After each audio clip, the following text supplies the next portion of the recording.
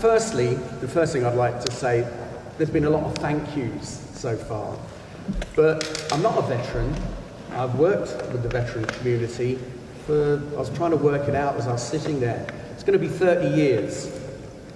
And the one big thank you I want to say is to all you veterans, whether you're employers or people looking for work. You do a hell of a job. You give an awful lot.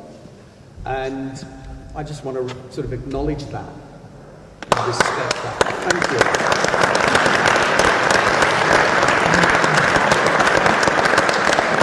I've only got 2 minutes, or 2 or 3 minutes.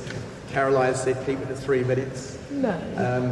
I can do a few things in 3 minutes, but I'll try and be brief. I feel on a day of a lot of motivation, inspiration, that I'm probably the purveyor of the negative side of things, a bit of an elephant in the room. Besides my size, which caused this little injury, the elephant in the room for many people is around mental health. As Caroline said, mental health affects all of us. But we need to be very, very honest around mental health when we talk about both the veteran community, the serving community, and also within the construction industry. I'm going to hit you with some stats, and they are thought-provoking.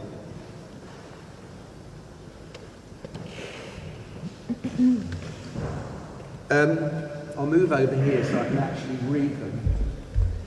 2011 to 2015, the Office of National Statistics did their usual work at looking at suicide. And what they found during that period, and it continues today, that the highest rate of suicide per occupation is within the construction industry. This is translated, very sadly, into 2 suicides a day within the construction industry. That says an awful lot. It really does. And it's continued. Some other stats. Child Institute of Building, they came up with these figures. This was a study that was published just before COVID hit in 2020. I'll just give you a moment to take those in.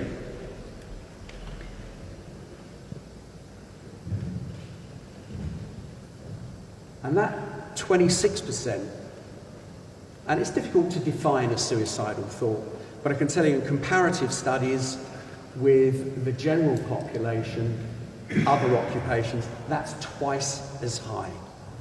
It's twice as high.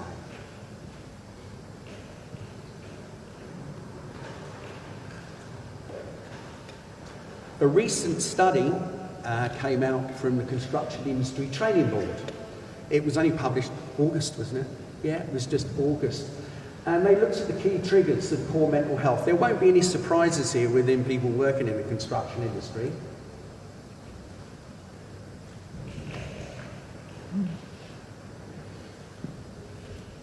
Majority of people, slight majority, are self-employed. There's always the worries, the next job, where the money's going to come from. All of those issues come into play. And what it translates into, that we've got veterans who are, if you like, high risk around mental health issues, coming into an industry that is also high risk. Now, before COVID, you know, this was a significant issue. It's been exacerbated by COVID. And I've got to be careful what I say now. It's also been exacerbated by what has recently come to fruition in Afghanistan. Trying to remain non-political, but that has had a hell of an impact, potentially, on the mental health of veterans, people that are serving currently, their families, right across the board. People that lost people in Afghanistan, both as comrades and family members. So what we're looking at here is a situation where really we need to look after each other, support each other, be there for each other. Yeah, these are businesses. I've done mental health awareness work. I was looking around the room with a few of the organisations here.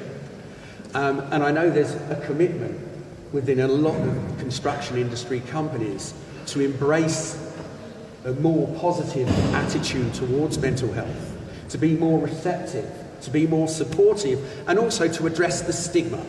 We're talking about two, if you like, industries which are male-dominated.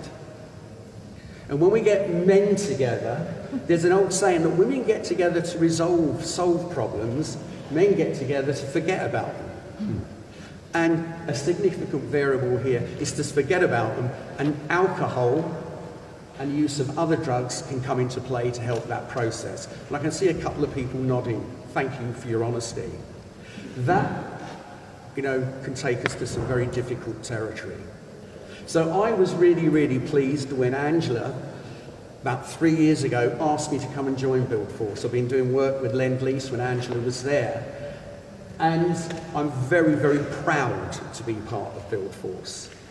I can have individual conversations with anybody for the rest of the day. I will be around. I'm very happy to talk to employers and anybody looking for work here. I'm going to be around. Please grab me. But bottom line for me is, if it wasn't for people like you, a generation or two ago, I wouldn't exist. I wouldn't be here. So I feel obliged and very proud to support Build Force. So thanks very much. Please look after yourselves. There is no shame in saying I can't cope. I need some help. I know it's difficult for blokes. I've had my moments in my younger days when I've been quite macho. I can be quite camp sometimes, it depends who I'm talking to. But the thing is that, men, we struggle with this. Women are a lot better at it. They're a lot better at a lot of things, actually. I don't know about multitasking, I think that's a bit of a myth. But I better shut up at that point. Take care of yourselves. Thank you very much for listening.